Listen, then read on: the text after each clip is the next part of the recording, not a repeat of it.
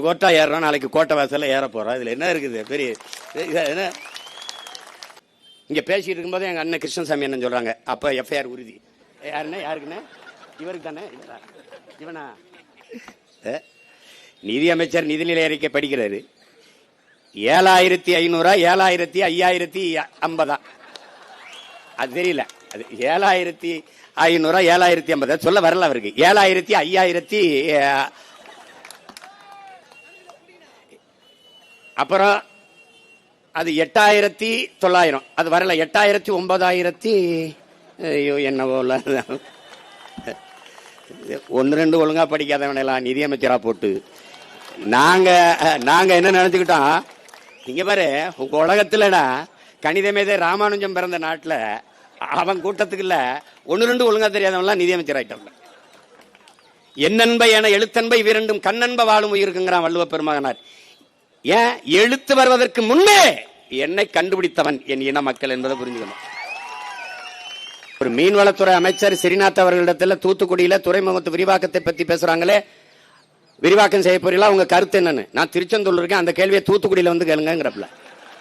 தூத்துக்குடியில திருச்செந்தூரே தூத்துக்குடி மாவட்டத்தில் இருக்குது. நீ தமிழ்நாட்டுக்கே மீன்வளத்துறை அமைச்சரா இல்ல தூத்துக்குடிக்கு மட்டும் மீன்வளத்துறை அமைச்சரா? இப்படி பேசுவதாலே தான் நீங்கள் தற்குறி. புரியுதா? முதல்வர் அவர்கள் கடவுளின் குழந்தை, அதனாலே அங்கே மழை பெய்யுது, இங்கே தண்ணி திறக்கப்பட்டதுன்னு. கடவுளின் குழந்தை இருக்கிற ஊர்ல பெய்யாம இது கர்நாடகாவில் பெய்யுது, கேரளாவில் பெய்யுது. இப்படியெல்லாம் பேசுறதுனால தான்டா உங்களை தற்குறின்னு நாங்க பேசிட்டு. ஏதோ நாங்க ஏதோ தற்குறின்னு சும்மா போற போக்குள்ள சொல்லல, ஆய்ந்து உணர்ந்து அறிந்து தெளிந்து பேர் வைக்கிறோம். உலகம் எங்களை பாக்குது. இனிமே எந்த பெருமையும் நீ பேச முடியாது. நான் யாரு தெரியுமா? நான் சேர சோழ பாண்டியன் பரம்பரை. நான் யாரு தெரியுமா? புலித்தேவன் வாரிசு. நான் தீரன் சின்னமலை பேரன். டே போடாங்கிட்டு போட கேவலப்படுத்திடுவான்.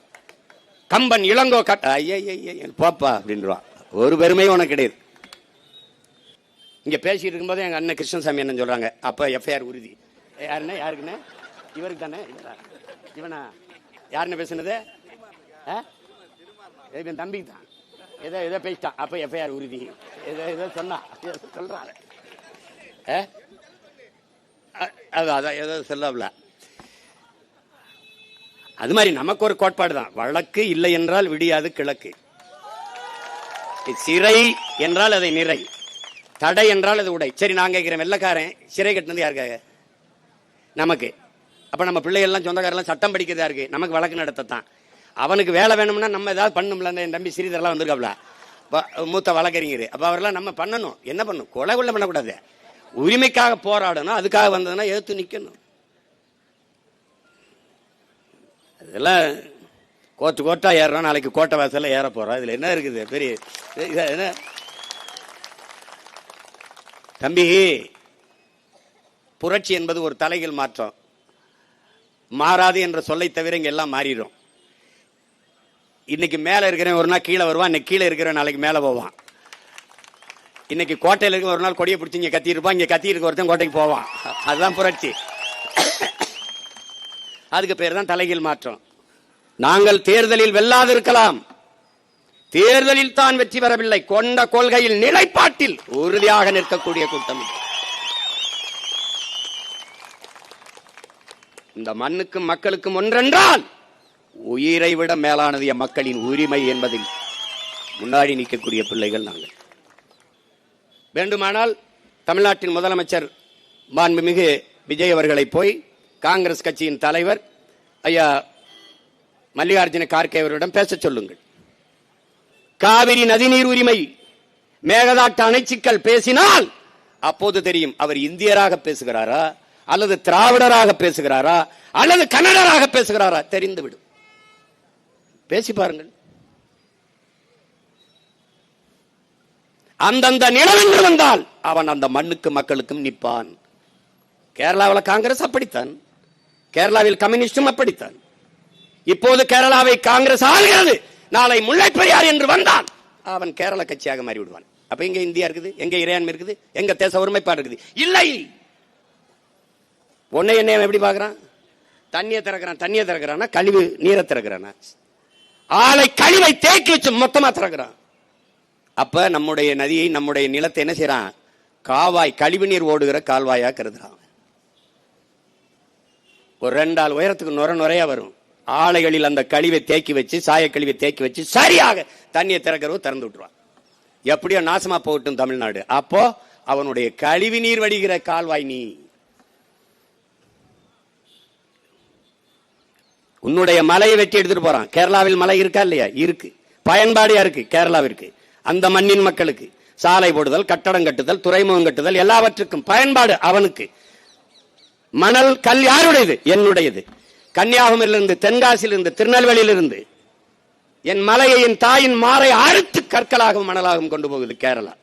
அதே லாரியில் திருப்பி கோழி கழிவு, மருத்துவ கழிவு, பூரா கழிவுகளையும் என் நிலத்தில் கொட்டுறான். குப்பை மேடாக கருதுகிறான். என் வளத்தை எடுத்துக்கொண்டு போய் என் நிலத்தில் குப்பை மேடாக்குறான். இவன் சாக்கடை, இவன் குப்பை மேடு. ஒருத்தனுக்கு கோபம் வந்திருக்கா? கேரள முதல்வர் கடிதம் எழுதுகிறார், என் உடன் பிறந்தானே, இங்கே கட்டுமான பணிகள் பாதிக்கப்படுகிறது, மணல் தேவை, கற்கள் தேவை அதிகப்படுகிறது, அதனால் தடையின்றி தமிழ்நாட்டிலிருந்து அதை அனுப்புவதற்கு ஏற்பாடு செய்யுங்கள் என்று. யாருக்கு? இவருக்கு தான். உங்கள் நாட்டில், உங்கள் மாநிலத்தில் மலைகள் இருக்கிறதா இல்லையா? இருக்கிறது. ஏன் வெட்டவில்லை? ஏன் ஏன் ஏன் வெட்டல?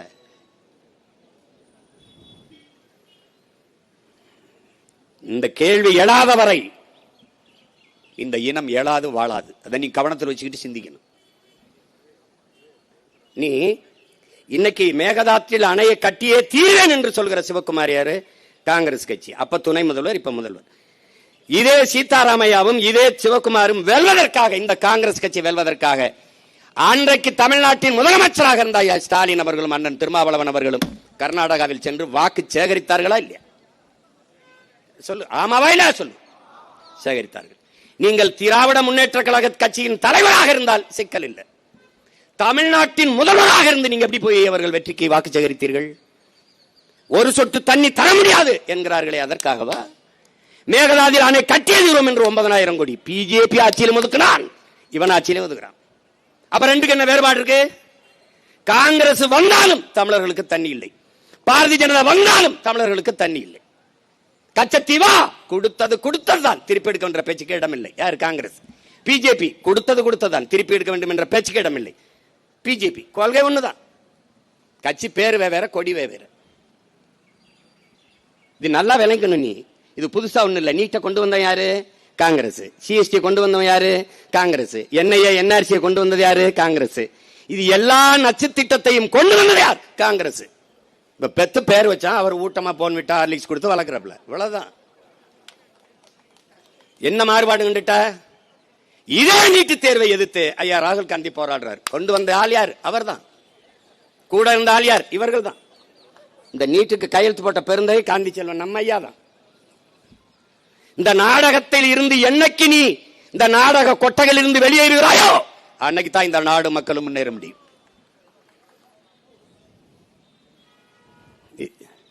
ஆன்றோரும் சான்றோரும் பிறந்து வாழ்ந்த மண்ணுல வள்ளுவன், கம்பன், கபிலன், இளங்கோ எவ்வளவு பெரிய அந்த இனமாடாது? அந்த இனத்தில பிறந்திருக்க நீ?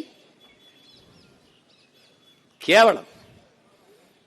ஒரு தன்மானமிக்க ஒரு தமிழ் மகன் நீ எவனாவது எனக்கு ஒரு சொட்டு தண்ணி நீ தரமாட்டேன்னா, நீ என் மீனவ மக்கள் செத்தா நீ அதை பத்தி கவலைப்பட மாட்டேன். என் இன மக்களை இங்க பாரு. இந்த காங்கிரஸ் உலகத்தில் ஒரு மூத்த தேசிய இனம். நம்ம ஒரு மூத்த தேசிய இனத்தின் மக்கள். 26,000 மக்கள் தொகை கொண்டவன் தனிநாடு அடைஞ்சு விடுதலை பெற்று வாழ்றான். 4 லட்சம் மக்கள் தான் வாழ்ந்திருக்கான். 4 லட்சம் மக்கள் தான் சேர்பியால இருந்து கொசவா விடுதலை ஆடுது. 10 ஆண்டுகால போராட்டம் தான். 13 கோடி தேசிய இனத்தின் மக்கள். நமக்கென்று ஒரு தேசம் இருந்து தனித்து பெருத்து சுதந்திரத்தோடு வாழக்கூடாதா? எங்களுக்கு கனவு இருக்க கூடாதா? எல்லாரும் போராடி பெற்றது விடுதலை. நாங்கள் அந்த விடுதலைக்காக போராடினது எப்படி பிரிவினவாதம், தீவிரவாதம் ஆகுது? அது ஏன் அப்படி ஆகுது? ஏன் ஆகுது? ஒரு தேசிய இனத்தின் தேச விடுதலை கனவை போச்சிக்கு நாசமாக்கின வரலாற்று பகைவன் காங்கிரஸ். 3 கையெழுத்தில் நம்ம இனத்தின் எதிர்கால தலையெழுத்தின் நாசமாக்கியவன் காங்கிரஸ்.